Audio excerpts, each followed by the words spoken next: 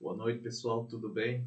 Eu estou aqui para iniciar uma videoaula com vocês em relação a um assunto muito interessante para o dia a dia dos condutores. Pessoal, no meu assunto hoje, nosso assunto em relação a essa aula é referente à direção defensiva. Primeiro módulo, a introdução da direção defensiva. Defensiva.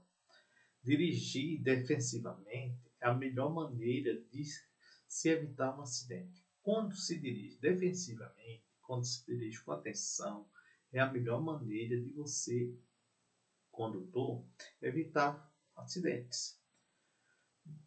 Diariamente ocorrem inúmeros acidentes de trânsito.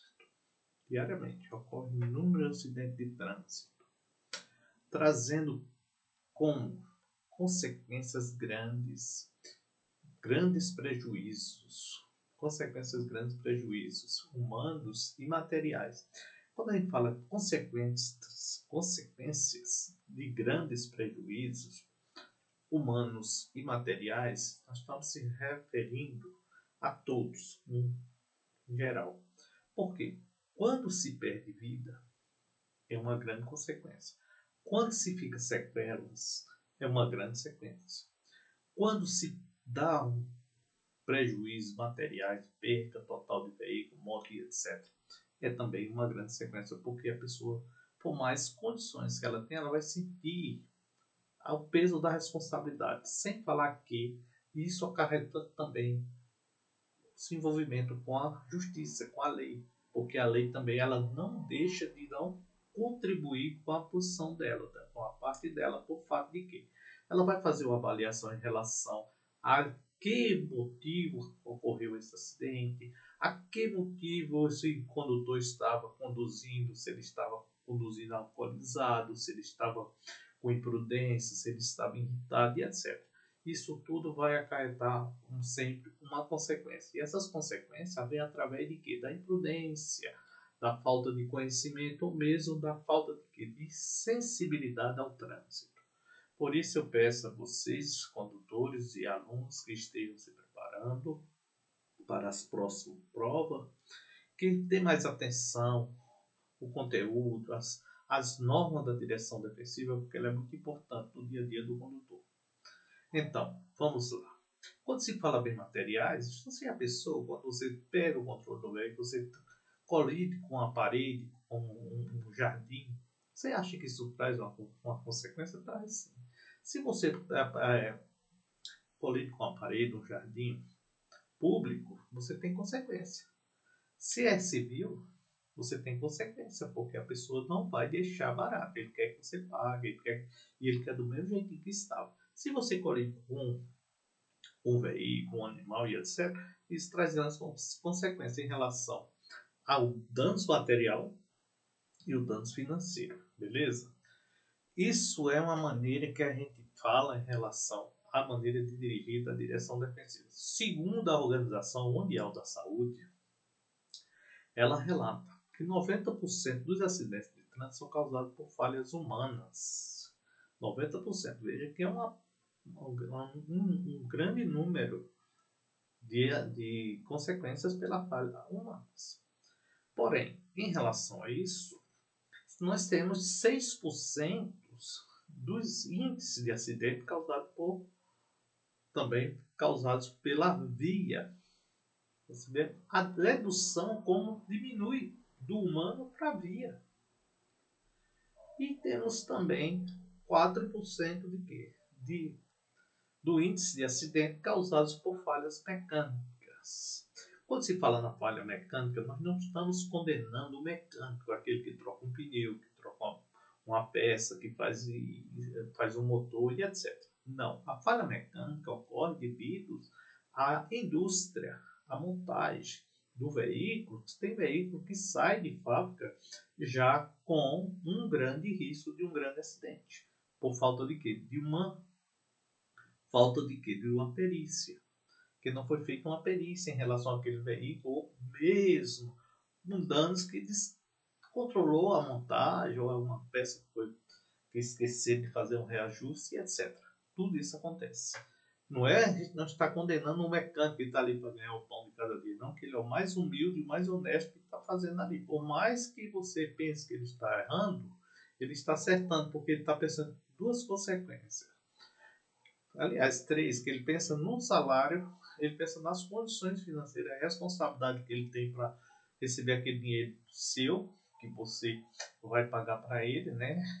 E também ele pensa que se caso acontecer um incidente ou alguma coisa, algum dano, ele vai ter que se responsabilizar pelos danos materiais e os danos também espiritual, né? Porque ele vai ter a consciência, o peso da consciência, porque aquela peça, ou aquele pneu, ou aquela mola, ou aquele amortecedor que ele foi colocado inoperante, ele vai trazer uma consequência e ele, por mais que ele nem de ser penalizado, ele vai sentir o peso da consciência pela falta de atenção e também o que ele deixou de fazer.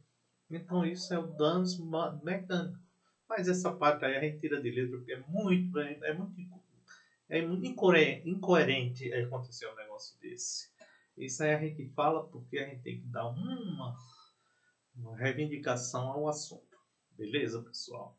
Mas a direção defensiva ela é muito importante e ela tem esses conceitos. E esses conceitos têm que ser vistos e dados e feita uma remuneração em relação às condições. Tem que ser vista, tem que ser pesquisada, avaliada, remunerada para poder se andar em ordem com o trânsito e não provocar danos em indivíduos. Porque o condutor, às vezes, acontece de sair fora da situação da direção defensiva pelo fato que é da imprudência, a injustiça que traz a ele uma consequência. Mas que injustiça é essa, professor? A injustiça não só vem de si só, vem dos outros também. Por quê? O que nós temos em relação ao nosso dia a dia, com as pessoas que nos rodeiam, essas pessoas, elas provocam também consequências indevidas, porque isso não traz bom resultado. Isso traz resultados que não devia acontecer, né?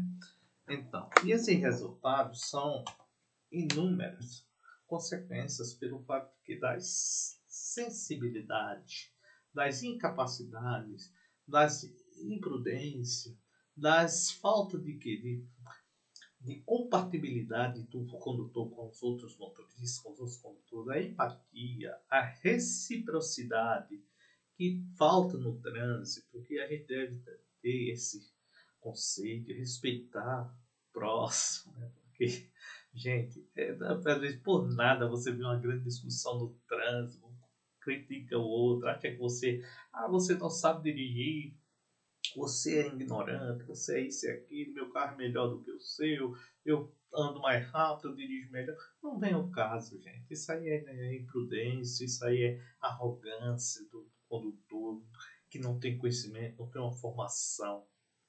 E a nossa psicologia do trânsito, ela requer paz, amor, atenção, ser uma pessoa mais sensível ao outro. Que você sabe, todos nós temos problemas, principalmente no trânsito. Não deixa de não ter, tá, pessoal? Mas vamos fazer melhor. Vamos procurar aprender, vamos procurar respeitar o próximo. Por isso, vamos falar acidente inevitável. Nós temos acidente inevitável e temos acidente evitável. O acidente evitável, gente, é muito simples. É aquele que o motorista não fez tudo o que poderia ser feito para quê? Para evitar que o acidente aconteça. Esse é o acidente evitável. Mas aquele motorista, ele pensou que fez o que devia ser feito, achou que fez tudo que podia ser feito para evitar o acidente, mas não conseguiu. Esse é o acidente evitável. Por isso que acontece muito essa situação em motoristas que não têm conhecimento. Ele acha que viu o obstáculo, viu ali uma coisa que podia acontecer, deve acontecer o acidente, no caso um buraco, outro veículo, um animal e etc. na via, ele já está com o pé no freio. ele se desespera, ele anda, já vai, sobe logo aquela adrenalina. E aí, gente, então acontece o acidente inevitável. É o acidente inevitável e o acidente evitável. O acidente evitável era esse que ele podia ter evitado. Mas o que é que ele fez? É aquele acidente, é aquele em que o motorista, o acidente é aquele em que o motorista não fez tudo o que podia ser feito para que evitasse que o acidente aconteça. É o acidente evitável, mas para ele se tornou inevitável, porque ele se desesperou sabendo que, para ser inevitável, ele tinha que ter feito tudo, mas não tinha como evitar. E sim, essa é a posição que deixa o motorista. O cara chega e diz, não, infelizmente o condutor ele fez tudo que podia ter feito e fazer, mas não foi possível ele evitar o acidente. Aí sim, esse aí é o acidente que a gente pode dizer é inevitável, mas o acidente evitável é aquele que o motorista podia fazer tão pouco, ou só usar um pouco mais da segurança, do conceito dele e evitar o acidente. Mas se o caso se desespera, não tem informação, não tem aquela posição adequada que chamamos de postura, que a postura também faz muita parte, influencia muito a um bom condutor. Quando você tem uma postura normal do que faz, aquilo ajuda você a dominar seu veículo, dá tempo você ter uma coordenação e verificar se tem como evitar e verificar como sair daquele momento. Mas o motorista, o condutor, que ele é um pouco a mais desatento, e só quando ele vê não tem mais como evitar, ou não tem o conhecimento, aí fica um negócio mais complicado. Mas aí sucessivamente sempre acontece, não vamos culpar ninguém, mas vamos culpar um pouquinho de quê? Do nosso aprendizado. Por que esses condutores não procuram ter uma informação, não procuram se aliar às pessoas que estão mais preparadas para poder ver, ou mesmo olha os outros condutores que estão na via, tem condutores que estão preparados. Tem condutores que dão uma aula no trânsito. Ele explica, ele dá a realidade do trânsito para todos aqueles que estão na via com eles. Beleza?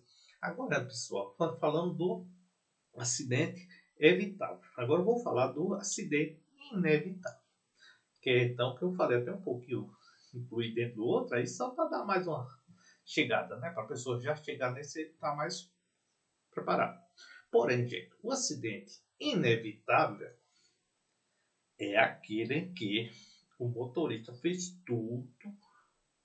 tudo o que era possível fazer. É aquele que o motorista fez tudo o que era possível fazer.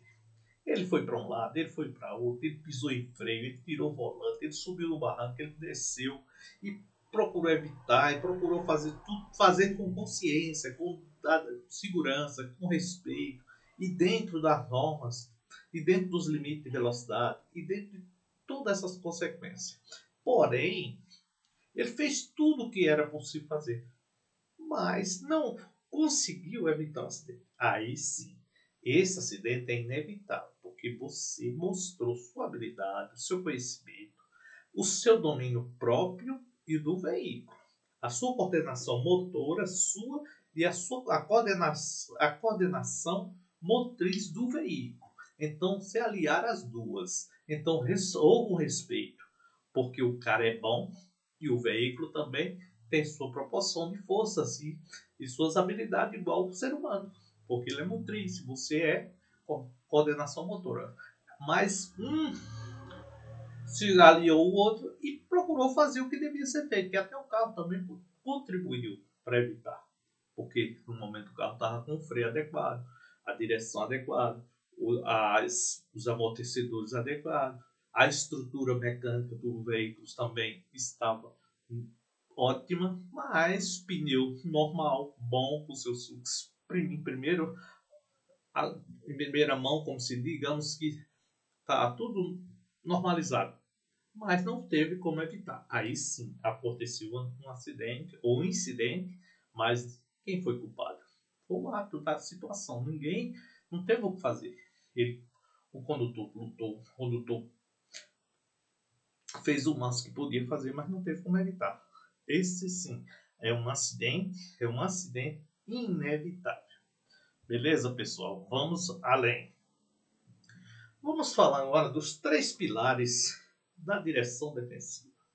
Quando se incluímos esse assunto, 3 pilares da direção defensiva. Que pilares são esses? São aqueles que tem nas pontes? Pilares. Gente, os 3 pilares da direção defensiva é a harmonia entre o homem, o veículo e a via. Garantindo o quê? Garantindo, com a aplicação dos 3 pilares da direção defensiva, o que isso garante? A prioridade da simbologia do ensinamento da direção defensiva é essa. O que traz esses 3 pilares? Primeiro, é essencial, é o dever de cada condutor, é usar o termo educação. Isso é fundamental. A educação no trânsito, ela evita muitas consequências entre condutores, motoristas e os pedestres e os demais usuários da via. Pelo fato de que, quando o condutor ele é educado, ele dá um exemplo de vida para todos. A maneira dele agir, dele interagir, dele ouvir e dele se comunicar com os demais. Isso é fundamental. Isso faz uma grande diferença no condutor. Isso traz ao motorista, ao pedestre, segurança. Essa parte é importante. Mas tem outro pilar. Outro pilar que é interessante. Engenharia. A engenharia, nós já sabemos. A engenharia, ela é responsável por quê? Pela segurança da via. É responsável pela estrutura metálica da via. Ela é responsável pelas operações e as inoperações que a via dá para os condutores. É através da engenharia. Isso agrega o solo e também agrega as suas sinalizações, as suas aderências, as suas, as suas segurança para o condutor, para o veículo, de modo geral. A engenharia, isso é importante. Porque quando nós falamos em engenharia, vamos falar dela. O engenheiro de tráfego, ele é a coordenação de toda a direção em relação entre o motorista, o veículo e a via. Porque tudo é calculado em relação às maneiras e a precisão entre o veículo, o solo e o motorista. O motorista que não respeita as normas das vias, ele sente a consequência. Ele acha que domina, mas ele não está tendo conhecimento de quê? Do limite de via. E para isso não fizesse sentido, curva, não existiria placa, não existiria limitação de velocidade, não existiria a clive e a declive. Isso aí podia ser direto. O condutor pode passar, mas o engenheiro da via, ele é responsável por tudo isso. Por isso tem que ser limitado às normas e respeitar. Porém, outra coisa, quando se fala esforço legal, educação e esforço legal, o esforço legal é outra parte também que é muito importante. Quando se fala esforço legal, nós estamos falando do quê? Dos órgãos fiscalizadores.